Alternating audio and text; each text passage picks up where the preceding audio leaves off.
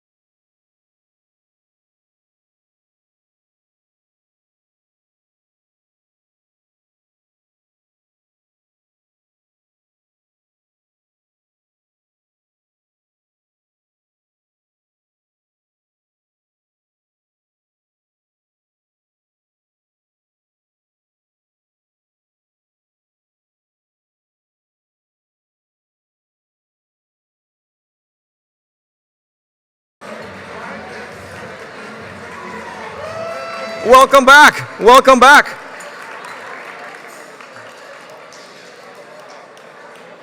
Who is ready for Act Two? Yeah, let's make this happen. How was dinner? I can't hear you. Who is ready for Act Two? All right. All right. My name is Raymond Arroyo, and I'm incredibly proud to be the chairman of the board of directors of the U.S. Hispanic Chamber of Commerce. And I want to thank you all for joining us during the last 3 or so days here in the nation's capital. Our work would not be possible without your collaboration, guidance, and support. As chairman, my platform has been centered around a few key priorities for the USACC. First priority for the USACC Board of Directors, it is for us to achieve gender parity within the board of directors.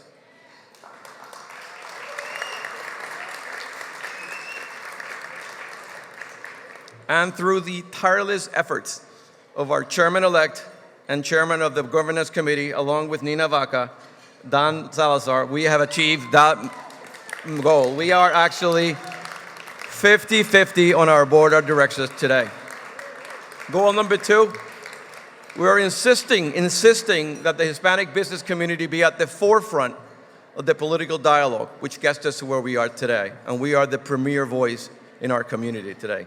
3, we want to ensure that our foundation is on solid footing so that we continue to hone in on entrepreneurship, youth and learning, and women's empowerment. And finally, we'll have 2 more. One is that I'm totally committed to is to increasing access to capital for the U.S. business community in this country. And finally, we want to ensure that in association, we look out for our nation's heroes, for our veterans.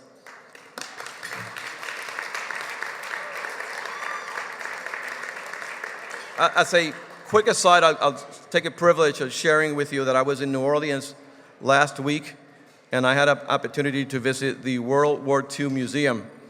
Has anyone have an opportunity to do that in New Orleans? If you haven't, and if you ever happen to be in New Orleans, get to see this 4D experience. And it is going to move you and appreciate the work that the veteran community has done. Phenomenal. Our association remains resolute in our support and acknowledgement of our country's veterans. And to that end, I'd like to commend the American Petroleum Institute.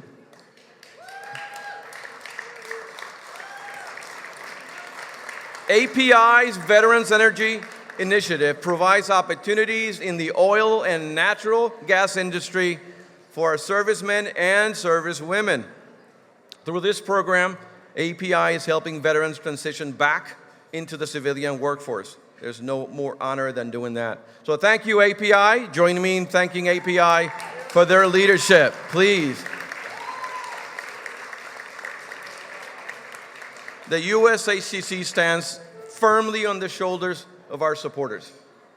We stand strong, and we never stand alone. We always do it together. So thank you for being here with us.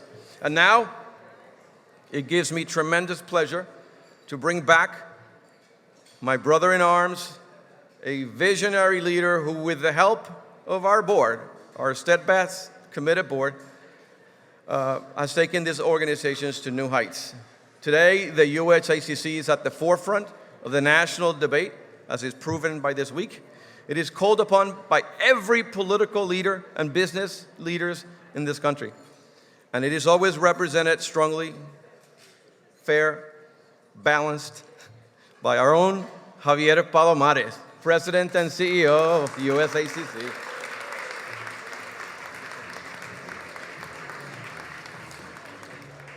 How was dinner? Good, because we were cooking all night, so I hope you liked it.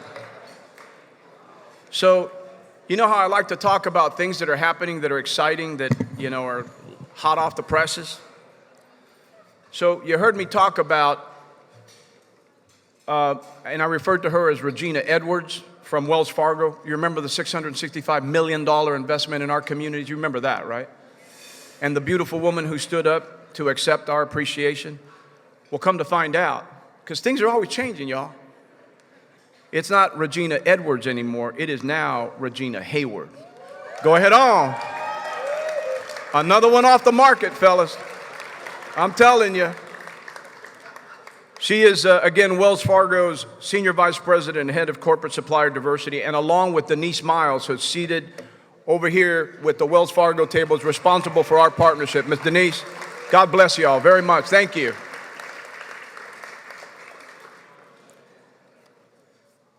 And now it is truly my honor to introduce a true friend of America's Hispanic business community. a man who has been a champion of our local chambers and is the recipient of the USACC's 2013 Lifetime Achievement Award.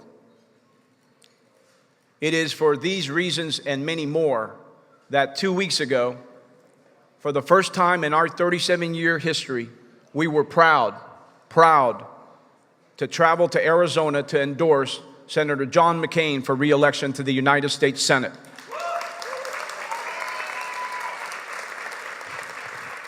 That is not a decision that was taken lightly. That is not a decision that was taken lightly. My board agreed that this was the right time and this was the right man. Because we all believe that at times like these, we need tried and tested leadership. We need honorable, effective legislators like John McCain in the halls of Congress. But when I think of John, I think of a man who time after time has answered the call of duty in every conceivable sense. As a Vietnam Navy veteran, John endured the worst atrocities of war in order to uphold the greatest promise of peace. All of us, every last one of us in this room tonight, we live under the shade of freedom that John McCain and his fellow servicemen fought and put their lives on the line to preserve. And that does deserve a round of applause. That does deserve applause. By the way, doesn't he look like an Abercrombie model in that shot? Damn, John. I ain't lying. Who knew?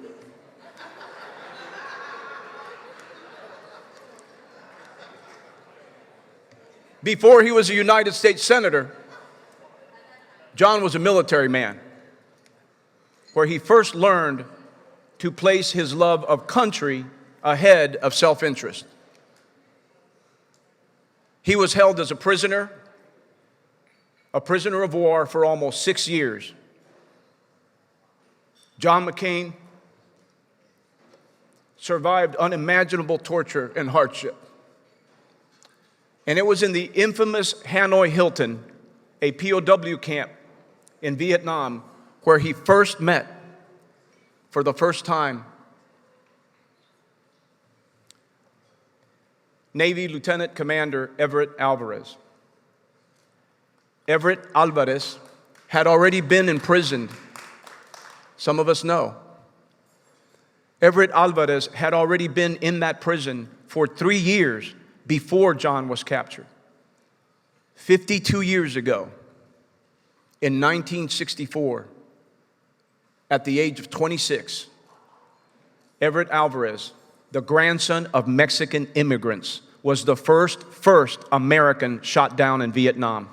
That's who Everett Alvarez is. And that is the American patriot that we are here to honor tonight. And that's the American patriot that John McCain told me about and insisted that we do this. In my parents' generation, they all served. There was a lot of gratitude for the opportunities that we had here in this country because my parents were born here, but my grandparents came here from Mexico. This was a very commonly understood obligation that we were going to be fulfilling, and I knew someday I was going to do it, one form or another. Growing up in Salinas, I had always had an interest. Ever since we were kids, we used to live out by the old airport. The airport had a lot of little crop dusters, and they were these biplanes, and so as kids we would run over there and jump in and play in these biplanes.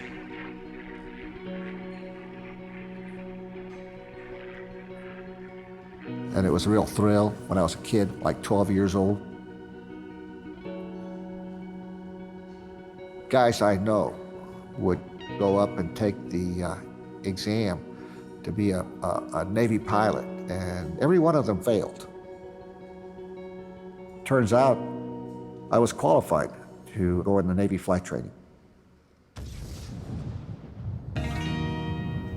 So Everett Alvarez, he's a Navy pilot, which is really unusual. This is an elite status, especially for Mexican Americans, but for any military man. He has an elite position.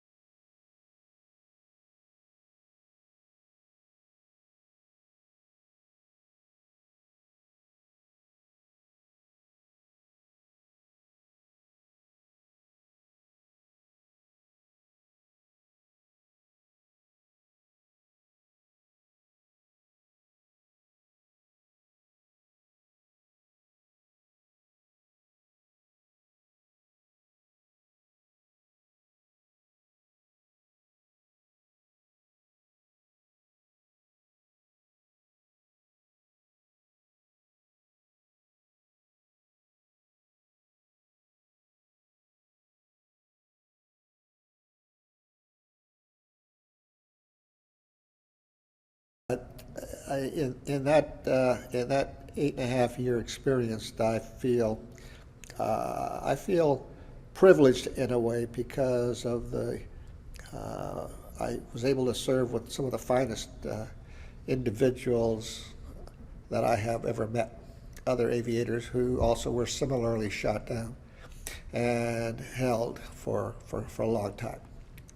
So in a way, I like to say that I had the privilege of serving with a lot of heroes who really made a great impression on me, in the sense that we all shared a common bondage, very strong bond, strong beliefs of basic values and principles of faith and integrity and character.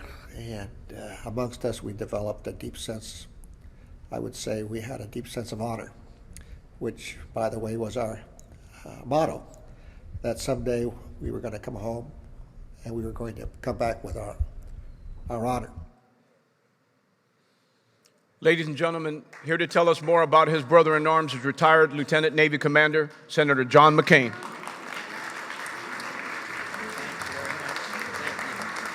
Thank you. Thank you very much, Javier. Thank you very much. Thank you all very much. Thank you for your kind words, Javier, and thank you for, I cannot tell you how much your support and your friendship means to me, not for political reasons, but because of my admiration and respect for you and this wonderful organization. And by the way, it's a better introduction than I got at the Scottsdale Rotary Club, where the guy said, "Here's the latest dope from Washington, Senator John McCain." So thank you. In case you missed it, the approval rating of Congress is 14%. Is there anyone here in the 14% that approves of Congress? Please raise your hand. If you just raise your hand, please don't drive an automobile here in the metropolitan area. You're a danger to yourself and others. I landed at Phoenix Sky Harbor Airport last Thursday night. A guy ran up to me and said, "Hey, anybody ever tell you look a lot like Senator John McCain?" I said, "Yeah." He said, "Doesn't it sometimes make you mad as hell?" So could I finally ask your sympathy for the families of the state of Arizona? Because Barry Goldwater, famous United States Senator from Arizona, ran for President of the United States. A congressman, a beloved friend of mine named Morris Udall from Arizona, ran for President of the United States. Our former governor of Arizona, Bruce Babbitt from Arizona, ran for President of the United States. I, from Arizona, ran for President of the United States. Arizona may be the only state in America where mothers don't tell their children that someday they can grow up and be president of the United States. After I lost, I slept like a baby. Sleep 2 hours, wake up and cry. Sleep 2 hours, wake up and cry. Javier, thank you again for your wonderful leadership, and pleased to join you in commending the life and accomplishments of Ev Alvarez. It's a privilege to accept this award, and his wonderful wife, Tammy, is here to accept the award also on behalf of a man I've known, admired, and been fortunate to call my friend for close to a half a century. That's a long time to put up with anyone, and I'm sure Ev would attest to that worry here. But we met each other under unusual circumstances in a place where friendships were valued dearly, and at a time when they were under some duress. They would become the strongest and most lasting friendships of our lives. So any occasion to say a good word or two about my old friend from that faraway place and long ago time is a welcome one. As some of you know, Ev has been a little under the weather lately, so he would be here himself, and I'm confident he'll be back on his feet soon and complaining that I got applause when I didn't deserve it. As you saw in the film, Ev grew up in Salinas, California, the grandson of Mexican immigrants who came to our country as immigrants do today to make a better life for their children, and they succeeded. Ev was the first in his family to graduate from high school. He went on to get a degree in electrical engineering from Santa Clara University and had ambitions to become an astronaut. He was commissioned an officer in the United States Navy in 1960 and was selected for pilot training. On August 2nd, 1964, a U.S. destroyer, the Maddox, reported an attack from 3 North Vietnamese torpedo boats. Another attack on a second destroyer was reported on August 4th, although it's very uncertain that there actually was a second attack. President Lyndon Johnson ordered retaliatory airstrikes on North Vietnamese targets to commence the next day, August 5th. They were launched from aircraft carriers off Yankee Station, including the USS Constellation, where 26-year-old Lieutenant J.G. Everett Alvarez served in Attack Squadron 144. His A-4 Skyhawk was hit and destroyed over a place called Ha Long Bay. He ejected and was captured swimming to shore. A week later, his captors transported him to the old French-built prison in downtown Hanoi, called Ha Lo in their words, which Americans would later nickname as the Hanoi Hilton. He was the first American pilot to reside there, and for an entire year, he was the only one, beginning a period of time in captivity that, to this day, is the longest period of any American ever to be a POW in any war. Those of us fortunate to have spent less time in Hanoi than Ev followed the example of our fellow POWs. Ev had no one to help him, no one to counsel him, encourage him, set him an example. He had only his own resources, his own courage and integrity. They were enough. He resisted alone, fought alone, suffered alone. That's why the rest of us held Ev in such high regard, not just because he had been there the longest, but because we had found courage and strength in numbers. Even in solitary confinement, we could communicate with one another. Ed had to find all of it from within his own remarkable character. When he got home, he got on with life. We both retired from the Navy in 1980. He got a law degree, served with distinction in the Peace Corps and the Veterans Administration. I earned a less reputable line of work, politics. After he left public service, he built 2 successful businesses, and I continued to be a burden on the taxpayers. Best of all, he was lucky in love, and he and Tammy raised 2 fine young men, Mark and Brian. Ev fulfilled the dreams of his immigrant forebears. He's a credit to them and to the country that he served so well. We've remained good friends through all the eventful years that followed our time in Hanoi, and every single day of that friendship has been one of the great privileges of my life. Thank you for recognizing this successful entrepreneur, loving husband, and father, and loyal patriot, my friend, the Honorable Everett Alvarez.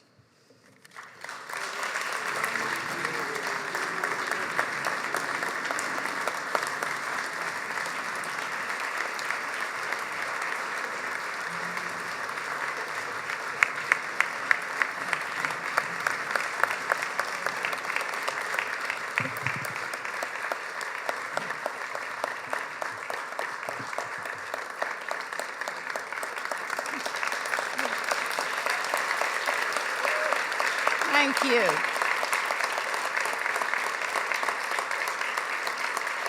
Thank you. Please sit down so I can tell you how much I appreciate this honor that you've bestowed upon my husband. He has, he's doing well, thank God. He is behaving. And every now and then he'll take my orders. But he does extend his best wishes and thank you and his gratitude. There are two instructions I received today. The one was from Everett, who instructed me to thank all of you for thinking of him, for considering him for this honor, and for understanding why he couldn't be here. The second was from my dentist. Today, and I want you to know it's because I slept in the hospital all week, and I threw it up to my husband.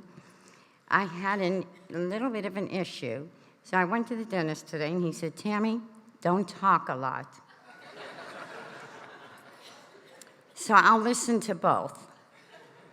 But I want you to know my husband's life is one of Horatio Alger. I was telling Kevin in the car coming, poor Kevin, I didn't stop talking, telling him the life my husband was born into, has led, and has established, that has led up to his success today. He is one of the most humble men that I have ever met, other than my father. He is a very intelligent, hardworking, and he has a lot of courage, as does Senator McCain. I have to tell you something. Everett loved to tell the story how he met John. When they were allowed to intermingle, which was towards the end of their career as prisoners of war, they would be playing basketball or just in the courtyard, and Everett said to someone, one of the other POWs, you know, see that, who is that? He knew that it was you. Someone told him, that's John McCain. He said, you know, someday he's either going to be the best used car salesman or a politician. Did you ever know that? And every time I see our dear friend, John, I think of that. Well, he knew what you were going to become before you knew that. Well, we love Senator McCain. Senator McCain has two very dear friends. Both are of Mexican background. One was his roommate at the Naval Academy, and the other my husband. And John is very sincere about his love of the Hispanic community. I'm so proud of having a husband who is of that background.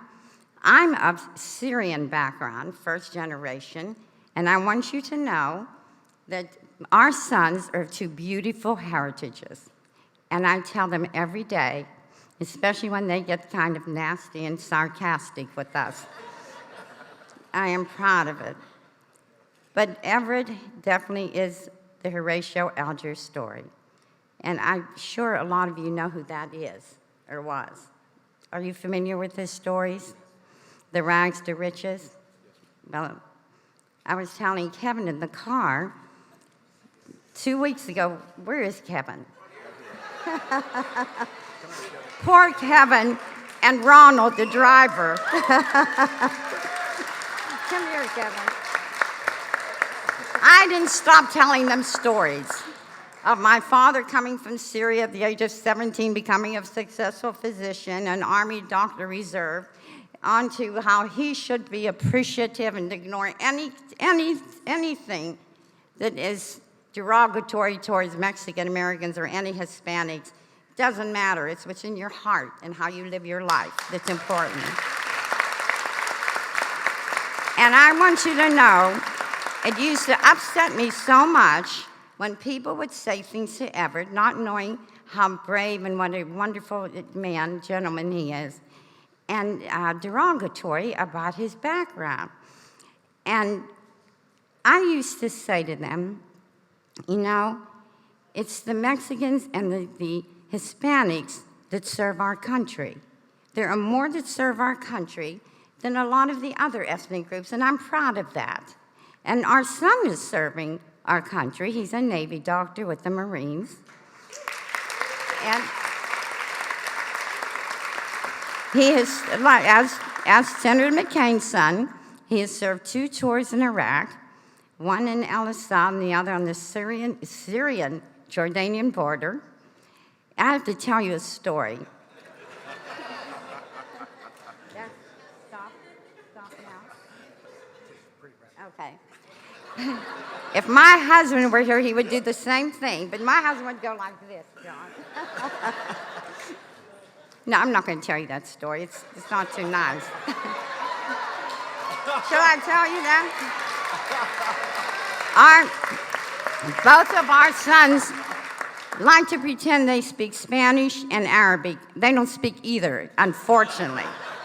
All they knew were certain words that aren't really repeatable. It's just you don't repeat them. So Brian was a battalion surgeon in El Assad, Anbar province, and the village, Baghdadi, the sheriff there, or the mayor or whatever, used to get shot. They'd be shot, and they'd come to our base to be cared for. And the sheriff of Baghdadi is so cute. Loved Brian. He just loved Dr. Alvarez. And one day he went to Colonel Crow, who was the son of Admiral Crow, who was the base commander, and he said, Colonel, why does Dr. Alvarez know Arabic? Now I want you to know, he doesn't. So he said, well, his mother's of Syrian background. So the sheriff went, flee, flee, flee, which is not too nice, because they do not like the Syrians in Iraq.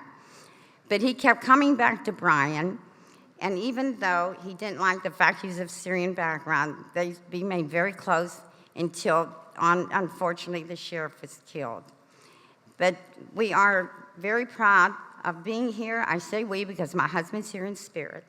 And thank you. And John and Everett are heroes.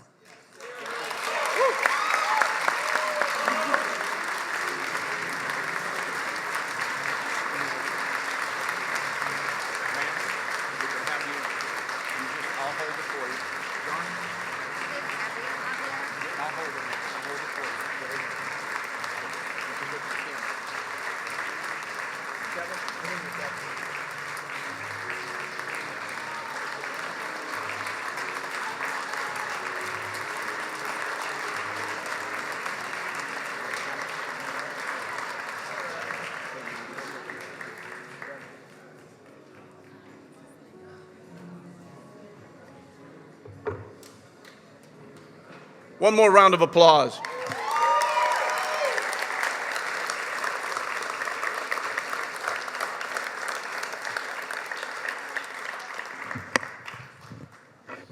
We told you Act 2 was going to be better. Together, John and Everett served their country honorably. These men endured what no man should ever endure, demonstrating the extent of their will, their character, and their stunning courage. These two are the living embodiment of American valor. And I want us to pause for just a moment and put this incredible feat of heroism into perspective. Now imagine for just a moment. Imagine yourself as a prisoner of war being beaten time and time again every day and tortured for years, every day. That's how John McCain spent every waking hour of every single day, not knowing if he would live to touch American soil again, or see his family again, or enjoy any of the comforts that all of us take for granted. Under these circumstances, all of us in this room, except one man, would be driven by a single solitary purpose, and that would be survival at all costs. Now, it just so happened, and John never talks about it,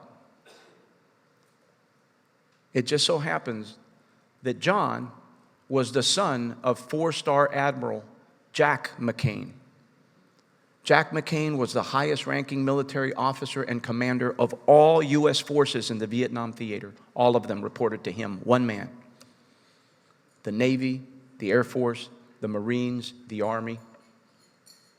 And when the Vietnamese found out that John's father was the admiral, they offered John immediate release. Imagine one morning,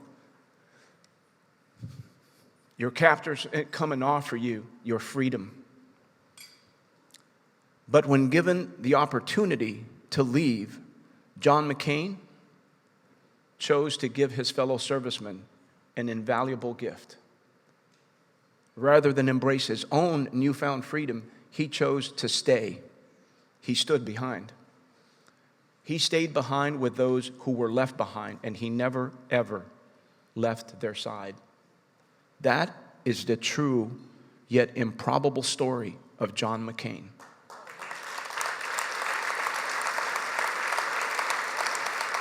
That is American story right there. Not only did John and Everett survive Vietnam, but upon returning home, they showed us what it means to be an American. As John said, today, he is one of our most cherished, extraordinary members of Congress. And as he said, Everett Alvarez, who, by the way, earned the rank of full Navy commander, also went on to become a presidential appointee, serving under Reagan. And then ultimately, he became a successful Hispanic entrepreneur.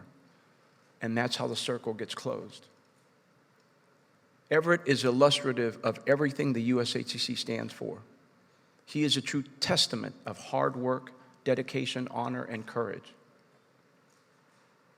Today, Everett owns Alvarez & Associates. It's a multi-million-dollar IT and management consulting firm right here in the Beltway. He's creating jobs, spurring economic development, and driving innovation.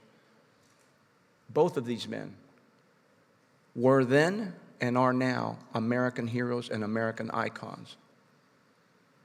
Now, in this job, I get to do some pretty cool things. But by far, one of the coolest ones I've ever done. And it's funny how life comes around. We had given John the award in 2013. Fast forward last year,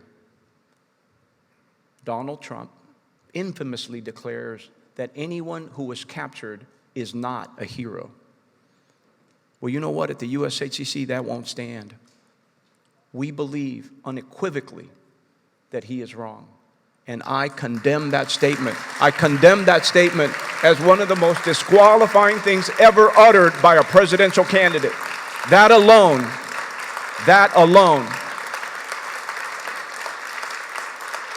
what these two men did and what they endured is better left imagined than described. And as a community, not of Hispanics, a community of Americans, we would do well to remember, especially at times like these, that there are those who preach about heroism and there are those who are the living embodiment of it. Rather than wanting to make America great again, these men are living testament that America is already great. It was great yesterday. It is great today. It's going to be great tomorrow. It has always been great. Some might say that here at the United States Hispanic Chamber of Commerce, that's not our business. Well, we disagree because we believe it is our business. Anyone who fights for this country is undeniably an American hero, and we don't forget. There is no us without them. We believe in our veterans. And if you believe as I do, as we do, as the USHCC does, as my board does, please stand and help me acknowledge once again retired Navy Lieutenant Commander John McCain and retired Navy Commander Everett Alvarez. Let us always honor the service and the sacrifice of those who came before us. We're going to see you all in Miami. Thank you. Good night. Thank you.